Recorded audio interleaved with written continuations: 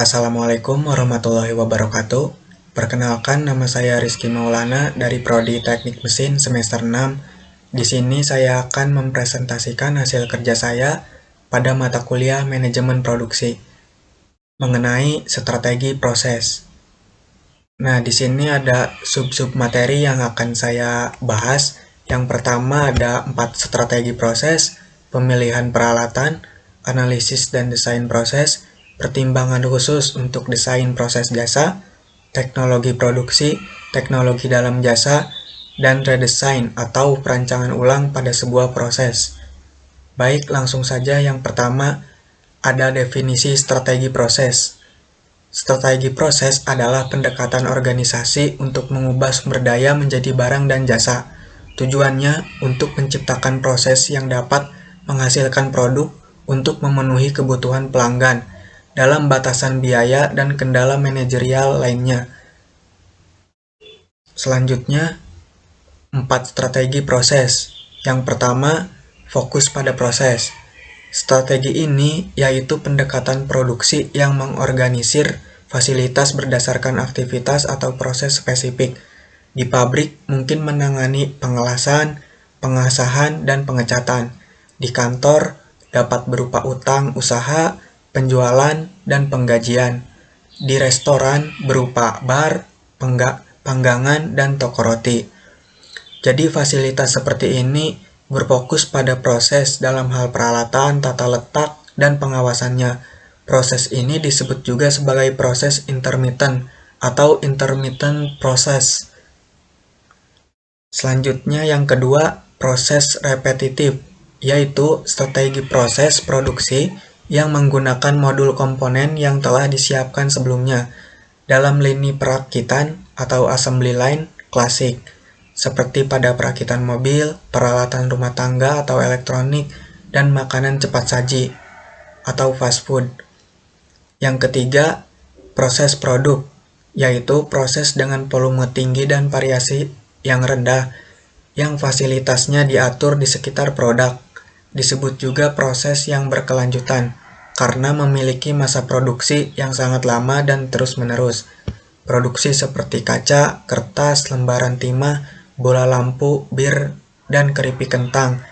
Ini dibuat dengan proses berkelanjutan. Yang keempat, fokus pada kostumisasi massal, yaitu menggabungkan personalisasi produk sesuai kebutuhan pelanggan dengan efisiensi biaya produksi massal, seperti Nike Bayu pada sepatu custom, Dell komputer pada komponen komputer, dan Toyota dalam konfigurasi pada mobil. Build to order atau BTO, yaitu memproduksi berdasarkan pesanan pelanggan, bukan pada perkiraan. BTO volume tinggi itu memiliki tantangan utama. Yang pertama, desain produk harus imajinatif, desain proses harus fleksibel, manajemen inventaris memerlukan kendali yang ketat, jadwal yang ketat, dan mitra yang responsif. Selanjutnya ada pemilihan peralatan. Pemilihan strategi proses tertentu memerlukan keputusan mengenai peralatan dan teknologi. Memilih peralatan terbaik membutuhkan pemahaman tentang industri spesifik, serta proses dan teknologi yang tersedia. Pilihan peralatan baik itu mesin X-ray untuk rumah sakit, mesin bubut yang dikendalikan komputer untuk pabrik, atau komputer baru untuk kantor, memerlukan pertimbangan biaya, arus kas, stabilitas pasar, kualitas, kapasitas, dan fleksibilitas. Nah, untuk membuat keputusan ini, manajer operasional juga harus menyusun dokumentasi yang menunjukkan kapasitas, ukuran, toleransi, dan persyaratan pemeliharaan dari setiap opsi yang telah ditetapkan. Selanjutnya ada analisis dan desain proses. Nah, di sini ada alat-alat yang dapat membantu kita dalam memahami kerumitan desain dan desain ulang proses. Yang pertama ada diagram alir atau flowchart, skema atau gambaran pergerakan material, produk, maupun orang. Sebagai contoh, diagram alir dalam profil perusahaan global untuk bab ini menunjukkan proses perakitan Harley Davidson. Yang kedua, pemetaan fungsi waktu atau Time Function Mapping. Jenis analisis ini memungkinkan pengguna untuk mengidentifikasi dan menghilangkan pemborosan, seperti langkah tambahan, duplikasi, dan penundaan. Yang ketiga, bagan proses atau process charts. Proses menggunakan simbol, waktu, dan jarak untuk memberikan cara yang objektif dan terstruktur dalam menganalisis dan mencatat aktivitas yang membentuk suatu proses. Yang keempat, pemetaan aliran nilai atau value stream mapping. Konsepnya adalah memulai dari pelanggan dan memahami proses produksi, tetapi pemetaan aliran nilai memperluas analisisnya hingga kembali ke pemasok. Yang terakhir, cetak biru layanan atau service blueprinting.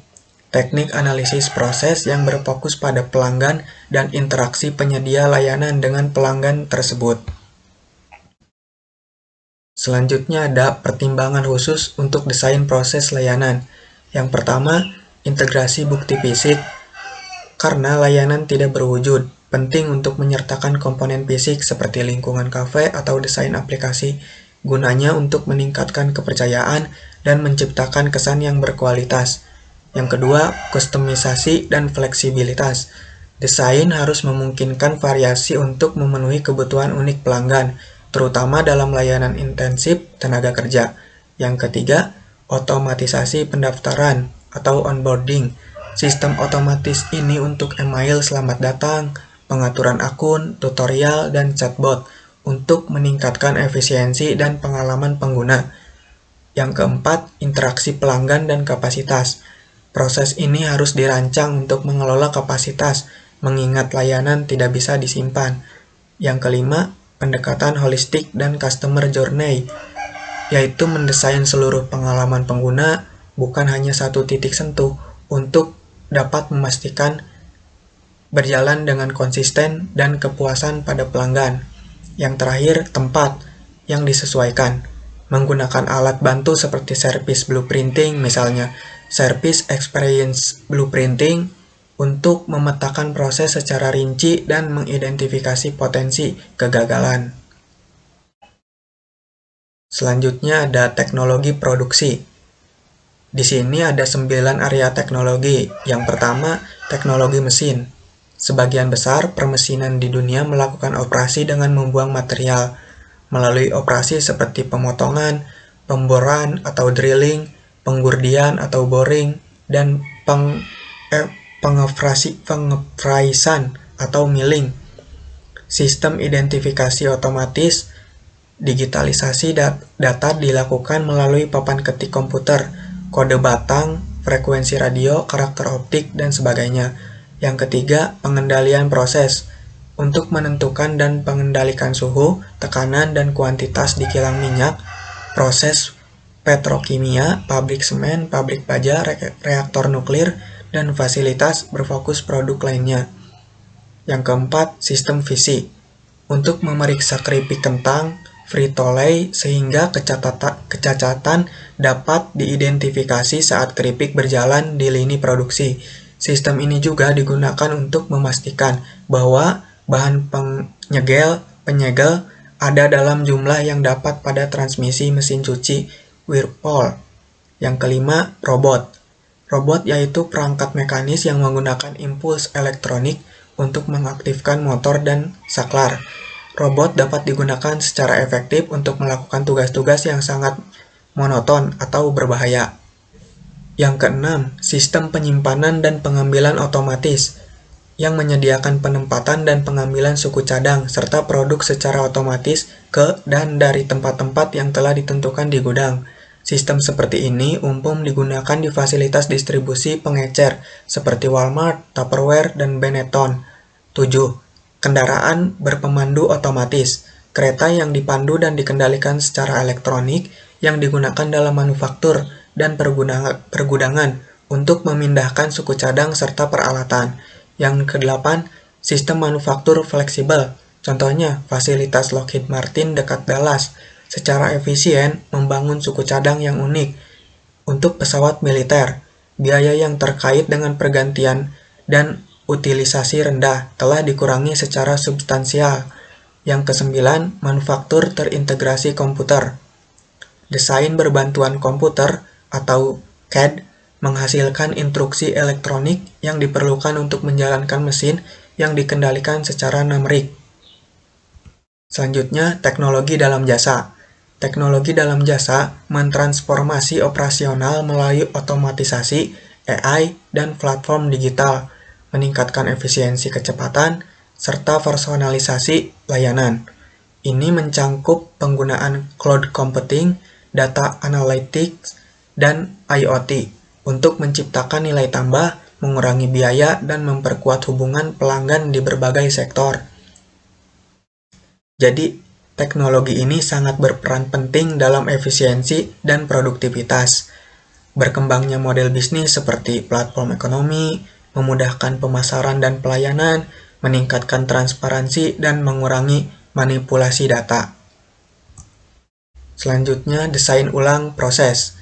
Desain ulang proses disebut juga rekayasa ulang proses atau proses reengineering, adalah pemikiran ulang mendasar terhadap proses bisnis untuk menghasilkan peningkatan kinerja dan kepuasan pelanggan yang lebih tinggi.